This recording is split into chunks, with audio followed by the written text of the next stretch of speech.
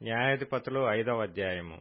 ఆ దినమున దెబోరాయు అబీనోయము కుమారుడైన బారాకును ఈ కీర్తన పాడిరి.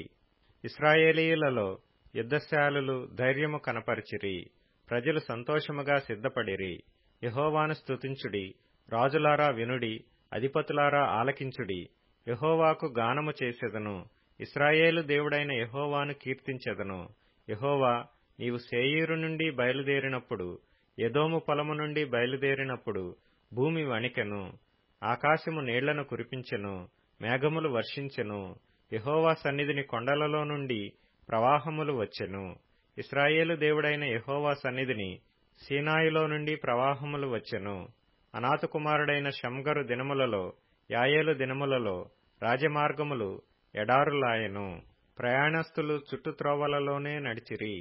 ఇశ్రాయేలీల అధిపతులు లేకపోయిరి. దెబోరా అను నేను రాకమునుపు, ఇశ్రాయేలులో నేను తల్లిగా నుండక మునుపు వారు లేకపోయిరి. ఇశ్రాయేలీయులు క్రొత్త దేవతలను కోరుకొనగా యుద్ధము ద్వారముల యొద్దకు వచ్చెను. ఇశ్రాయేలీయులలో 40,000 మందికి ఒక కేడెమే గాని ఈటయే గాని కనబడలేదు. జనులలో ఇశ్రాయేలీల అధిపతులు సంతోషముగా సిద్ధపడిరి. వారియందు నాకు ప్రేమ కలదు. యెహోవాను స్తుతించుడి. తెల్లగాడిదలు నెక్కువారులారా, తివాసుల మీద కూర్చుండువారులారా, త్రోవలో నడుచువారులారా, ఈ సంగతి ప్రకటించుడి. విలుకాండ్ర ధ్వనికి దూరముగా నుండువారు, నీళ్లు చేదుకొను స్థలములలో నుండువారు యెహోవా నీతి క్రియలను ప్రకటించెదరు. ఇశ్రాయేలీల గ్రామములలో ఆయన జరిగించు నీతి క్రియలను వారు ప్రకటించెదరు. వినుటకై యెహోవా జనులు ద్వారములలో కూడుదురు. దెబోరా మేలుకొనుము, మేలుకొనుము. దెబోరా మేలుకొనుము, మేలుకొనుము. బారాకు కీర్తన పాడుము. అబీనోయము కుమారుడా, లెమ్ము, చెరపట్టిన వారిని చెరపట్టుము. ప్రజల వీరులలో శేషించిన వారును కూడి వచ్చిరి. శూరులలో యెహోవా నాకు సహాయము చేయవచ్చెను. అమాలేకీయులలో కాపురమున్న ఎఫ్రాయిమీయులను, నీ తరువాత నీ జనులలో బెన్యామీనీయులను, మాకీరు నుండి న్యాయాధిపతులను, జెబూలూనీయుల నుండి నాయక దండము వహించువారును వచ్చిరి. ఇస్సాకారీయులైన అధిపతులు దెబోరాతో కలిసి వచ్చిరి. ఇస్సాకారీయులను బారాకును అతి వేగమున లోయలోనికి చొరబడిరి. రూబేనీయుల కాలవల యొద్ద జనులకు గొప్ప హృదయాలోచనలు కలిగెను. మందల ఏలలను వినుటకు నీ దొడ్ల మధ్యను నీవేళ నివసించితివి. రూబేనీయుల కాలువల యొద్ద జనులకు గొప్ప యోచనలు కలిగెను. గిలాదు యొర్దాను అద్దరిని నిలిచెను. దానీయులు ఓడల దగ్గర ఏల నిలిచిరి. ఆషేరీయులు సముద్ర తీరమున తమ అఖాతముల యొద్ద ఏల నిలిచిరి. జెబూలూనీయులు మరణ భయము లేక ప్రాణము తృణీకరించుకొనిన జనము, నఫ్తాలీయులు భూమి మెట్టల మీద ప్రాణము తృణీకరించిరి. రాజులు వచ్చి యుద్ధము చేసిరి. మెగిద్దో కాలవల యొద్దనున్న తానాకులో కనాను రాజులు యుద్ధము చేసిరి. వెండి లాభము వారు తీసుకొనలేదు. నక్షత్రములు ఆకాశము నుండి యుద్ధము చేసెను. నక్షత్రములు తమ మార్గములలో నుండి సీసెరాతో యుద్ధము చేసెను. కీషోను వాగు వెంబడి, పురాతనపు వాగైన కీషోను వెంబడి వారు కొట్టుకొని పోయిరి. నా ప్రాణమా, నీవు బలము పూని సాగుము. గుర్రముల డెక్కలు శూరులను త్రొక్కెను. గుర్రములు ఎగసి ఎగసి శూరులను త్రొక్కెను. యెహోవా దూత ఇట్లనెను, మేరోజును శపించుడి. దాని నివాసుల మీద మహాశాపము నిలుపుడి. యెహోవా సహాయమునకు వారు రాలేదు. బలిష్ఠులతో కూడి యెహోవా సహాయమునకు వారు రాలేదు. కనానీయుడైన హెబెరు భార్య యాయేలు స్త్రీలలో దీవెన నొందును.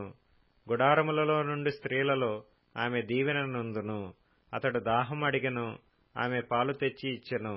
సర్దారులకు తగిన పాత్రతో మేగడ తెచ్చి ఇచ్చెను. ఆమె మేకును చేత పట్టుకొనెను. పనివాని సుత్తెను కుడిచేత పట్టుకొని సీసెరాను కొట్టెను. వాని తలను ఆమె పగులగొట్టెను. ఆమె అతని తలను సుత్తెతో కొట్టగా అది పగిలెను. అతడు ఆమె కాళ్ల యొద్ద కృంగిపడి పరుండెను. ఆమె కాళ్ల యొద్ద కృంగిపడెను. అతడు ఎక్కడ కృంగెనో అక్కడనే పడి చచ్చెను. సీసెరా తల్లి కిటికీలో నుండి చూచెను. అల్లిక కిటికీలో నుండి చూచి కేకలు వేసెను. రాక అతని రథము తడువ చేయనేలా, అతని రథముల చక్రములు ఆలస్యము చేయనేలా. ఆమె యొద్దనున్న వివేకము గల రాజకుమార్తెలు ఈలాగుననే ఉత్తరమిచ్చిరి.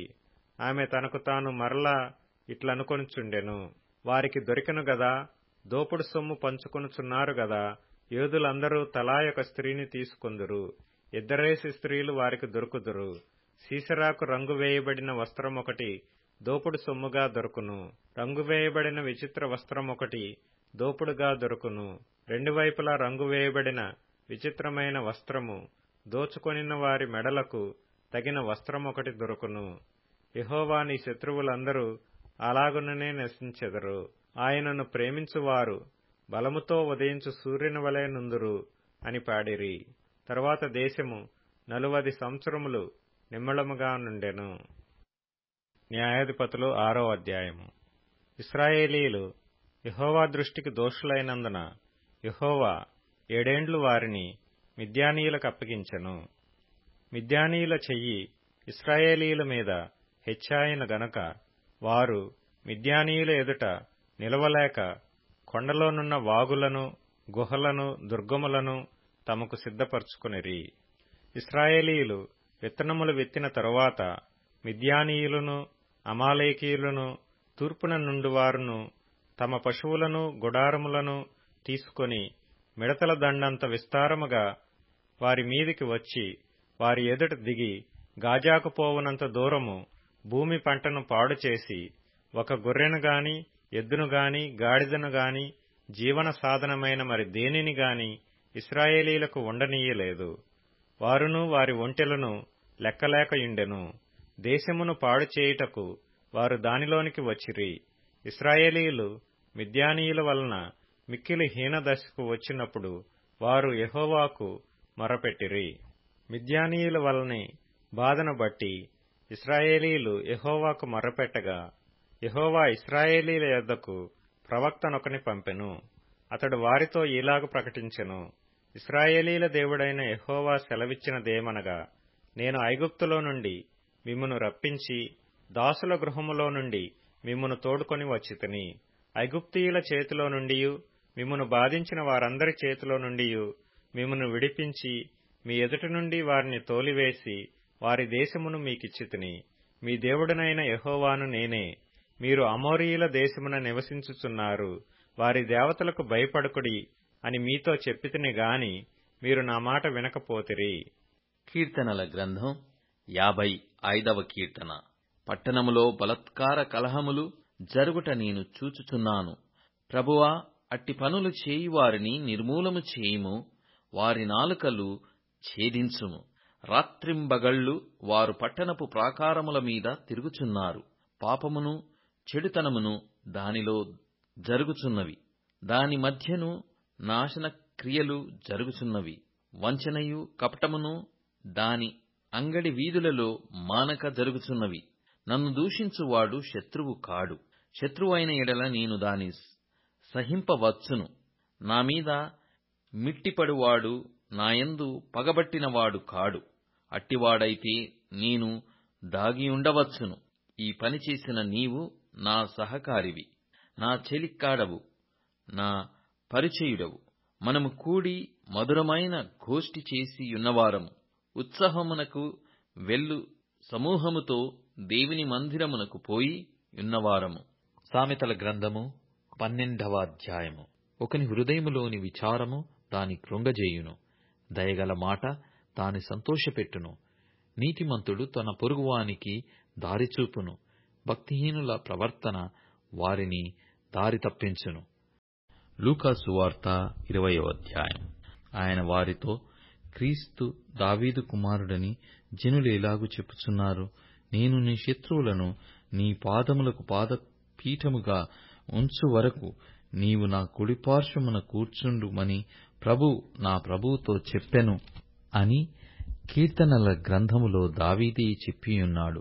దావీదు ఆయనను ప్రభు అని చెప్పిన ఎడల ఆయన ఎలాగూ అతని కుమారుడగునని చెప్పెను.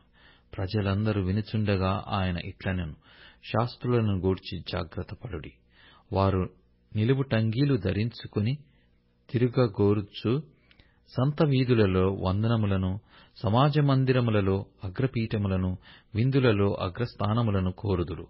వారు విరోధరాండ్ల ఇండ్లను దిగమింగుచు మాయావేశముగా దీర్ఘ ప్రార్థనలు చేయుదురు. వారు మరి విశేషముగా శిక్ష పొందుదురని తన శిష్యులతో చెప్పెను. లూకా సువార్త 21వ అధ్యాయం. కానుక పెట్టెలో తమ కానుకలను వేయుచున్న ధనవంతులను ఆయన పారజూచెను. ఒక బీద విధవరాలు 2 కాసులు అందులో వేయుచుండగా చూసి, ఈ బీద విధవరాలు అందరికంటే ఎక్కువగా వేసెనని మీతో నిజముగా చెప్పుచున్నాను. వారందరూ తమకు కలిగిన సమృద్ధిలో నుండి కానుకలు వేసిరి గాని ఈమె తన లేమిలో తనకు కలిగిన జీవనమంతయు వేసెనని వారితో చెప్పెను.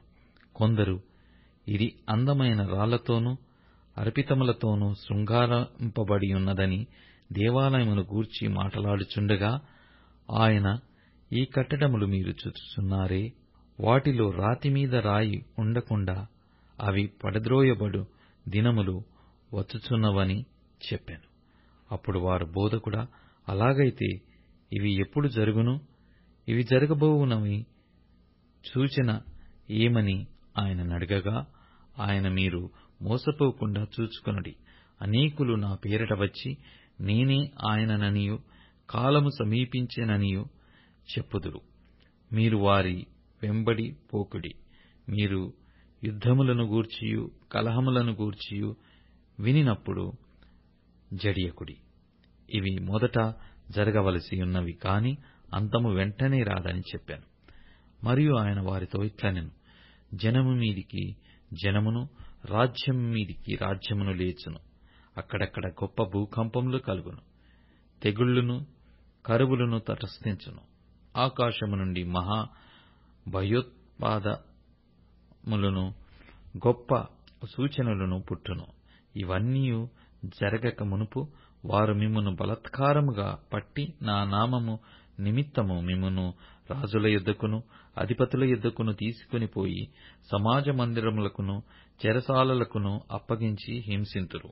ఇది సాక్షార్థమై మీకు సంభవించును. కాబట్టి మేమేమి సమాధానము చెప్పుదుమా అని ముందుగా చింతింపకుందుమని మీ మనస్సులో నిశ్చయించుకొనుడి. మీ విరోధులందరూ ఎదురాడుటకును కాదనుటకును వీలుకాని వాక్కును జ్ఞానమును నేను మీకు అనుగ్రహింతును. తల్లిదండ్రుల చేతను, సహోదరుల చేతను, బంధువుల చేతను, స్నేహితుల చేతను మీరు అప్పగింపబడుదురు. వారు మీలో కొందరిని చంపింతురు. నా నామము నిమిత్తము మీరు మనుష్యులందరి చేత ద్వేషింపబడుదురు. గాని మీ తల వెంట్రుకలలో ఒకటైనను నశింపదు. మీరు మీ ఓర్పు చేత మీ ప్రాణములను దక్కించుకొందురు.